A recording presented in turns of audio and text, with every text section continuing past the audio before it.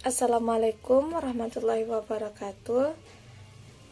Kembali lagi dengan saya Barli Arfadini dengan NIM 2705005 Prodi PKK Tata Busana. Salam sehat sejahtera kepada teman-teman dan juga dosen pengampu mata kuliah administrasi pendidikan. Pada kesempatan kali ini saya akan menceritakan materi tentang tipe-tipe kepemimpinan di dalam pendidikan. Apa itu tipe? Nah, tipe ini di dalam Kamus Bahasa Indonesia adalah gaya atau model atau corak dari suatu objek. Nah, pada pembahasan ini, tipe merupakan gaya atau model kepemimpinan seseorang dalam memimpin suatu hal tertentu. Kata dasar kepemimpinan adalah kegiatan manusia dalam kehidupan. Nah, secara etimologi, kepemimpinan ini di dalam Kamus Besar Bahasa Indonesia berasal dari kata pimpin, yang jika mendapatkan lawan menjadi memimpin, yang berarti menuntun, menunjukkan jalan, dan juga membimbing. Nah, kepemimpinan ini adalah masalah relasi dan pengaruh antara pemimpin dan yang juga dipimpin.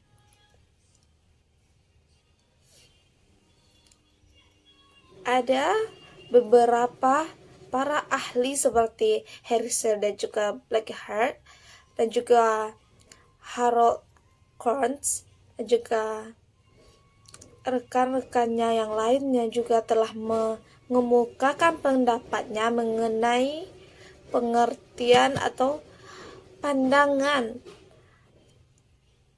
mereka tentang pengertian dari kepemimpinan.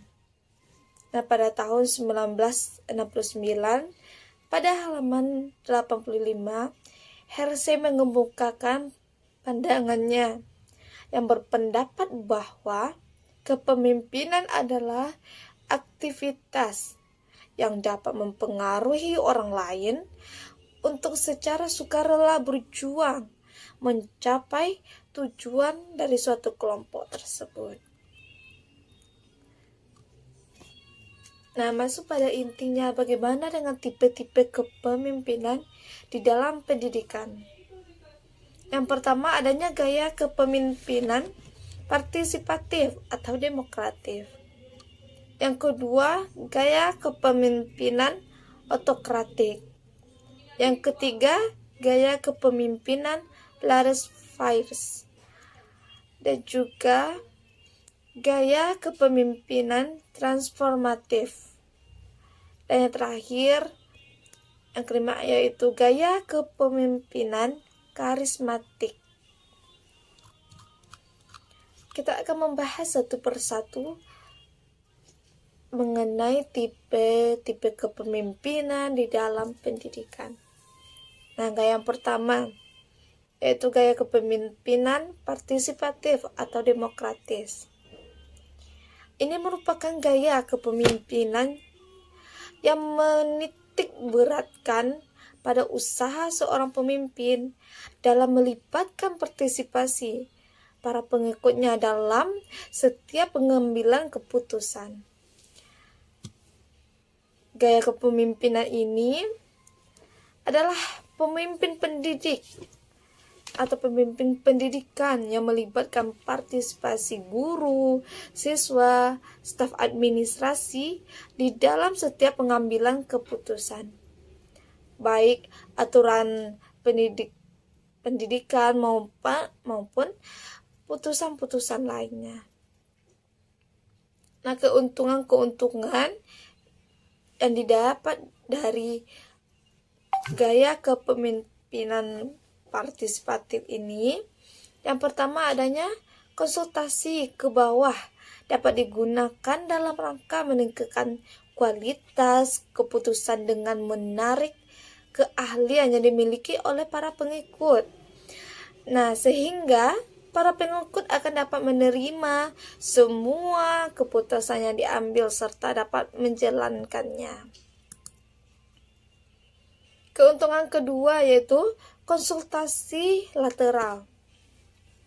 Di sini pemimpin melibatkan serta orang-orang dalam berbagai subunit untuk mengatasi keterbatasan kemampuan yang dimiliki oleh seorang pemimpin.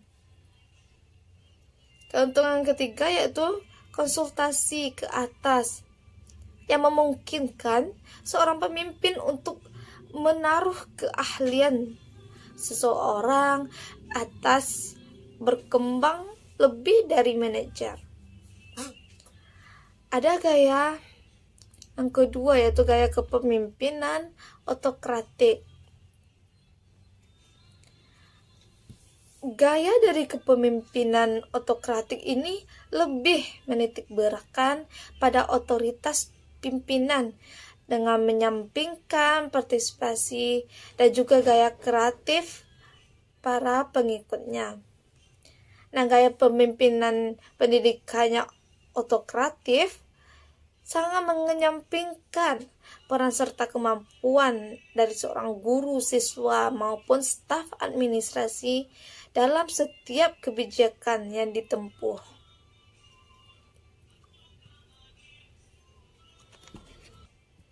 Yang ketiga, adanya gaya kepemimpinan liberal yang merupakan suatu pola pengabaian.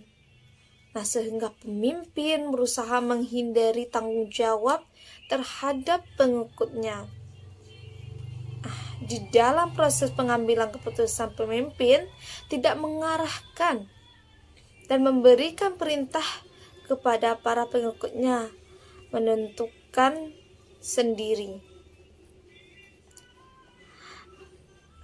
Pemimpin bisa jadi hanya mengamati dan juga memperhatikan tanpa berpartisipasi langsung. Seorang pemimpin yang liberal ini menyebabkan para pengikutnya menjadi manusia yang penuh kreatif dan dapat menentukan pilihannya masing-masing dalam mencapai tujuannya.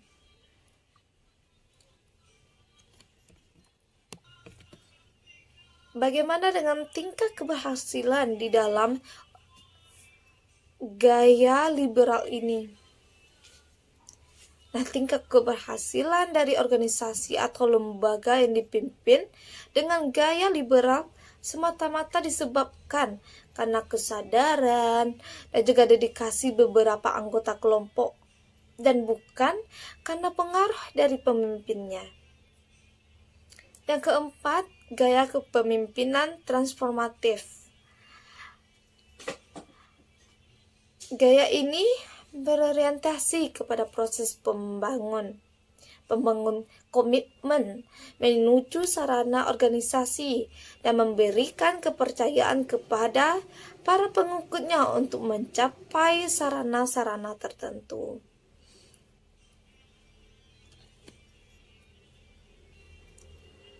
Sarana ini menciptakan berbagai bentuk gaya kepemimpinan yang dapat terimplementasi dalam melakukan semua kebijakan pendidikan yang dapat meliputi antara lain mengadakan pembinaan terhadap semua personel pendidikan, pelaksanaan program-program pendidikan, dan serta berbagai bentuk realisasi proses itu sendiri. Di dalam gaya kepemimpinan transformatif, terdapat beberapa hal seperti kepemimpinan yang memberikan transformasi dan juga dimensi kepemimpinan transformasional.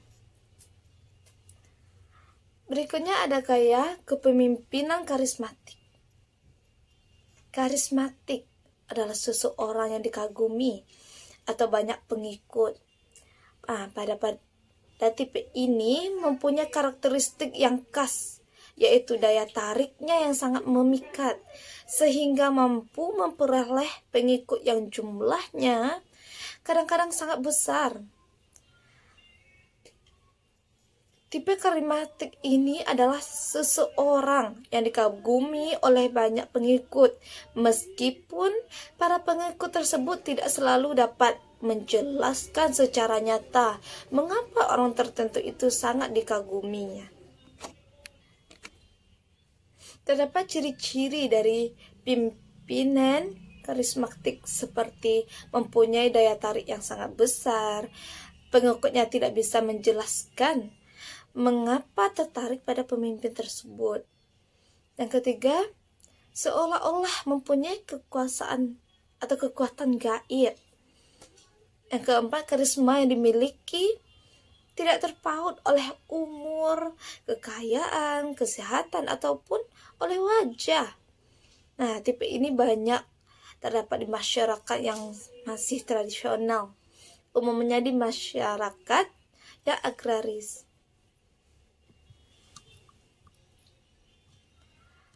Berikutnya ada gaya kepemimpinan paternalistis. Nah, ciri ini seperti bersikap mempunyai wawasan yang luas. Yang kedua, menutup kesempatan pada bawahan untuk berkreasi dan juga berfantasi. Yang ketiga, bersifat terlalu melindungi. Yang keempat, menganggap bahwa bawahan tidak dewasa. Berikutnya, ciri yang terakhir seperti jarang memberikan kesempatan untuk memberikan keputusan. Persepsi seorang pemimpin ini tentang perannya dalam organisasi dapat dikatakan atau diwarnai oleh harapan para pengikutnya. Harapan itu pada umumnya terwujud keinginan agar pemimpin mampu berperan sebagai bapak yang bersifat melindungi dan yang layak diberikan atau dijadikan sebagai tempat bertanya dan untuk memperoleh petunjuk. Nah, dari segala gaya atau tipe-tipe dari bentuk pemimpin ini dapat disimpulkan pemimpin yang demokratis yang diperankan oleh semua pimpinan di sekolah dan juga pendidikan tinggi atau perguruan tinggi. Kepala sekolah harus berjiwa demokratis sehingga kreativitas dan juga aspirasi para guru dan juga karyawan sekolah tidak tertekan. Dapat disimpulkan pemimpin yang memberikan teladan bagi semua bawahan, pemimpin yang cerdas dan juga bijaksana dalam mengambil keputusan, pemimpin yang sadar dan juga tegas, pemimpin yang amanah dan juga bertanggung jawab terhadap semua tugas dan juga kedudukannya. Nah, itu adalah pembahasan pada minggu kali ini, yaitu gaya atau tipe-tipe dari kepemimpinan. Semoga materi yang saya sampaikan pada hari ini, pada kali ini dapat bermanfaat untuk rekan-rekan yang akan menjadi seorang pemimpin suatu saat nanti, sehingga gaya-gaya ini dapat diterapkan pada saat kita memimpin suatu organisasi ataupun apa bentuk dari kepemimpinan itu sendiri. Saya minta maaf apabila di dalam penjelasan materi ini terdapat kesalahan ataupun pengertian yang berbeda. Terima kasih atas perhatiannya. Assalamualaikum warahmatullahi wabarakatuh.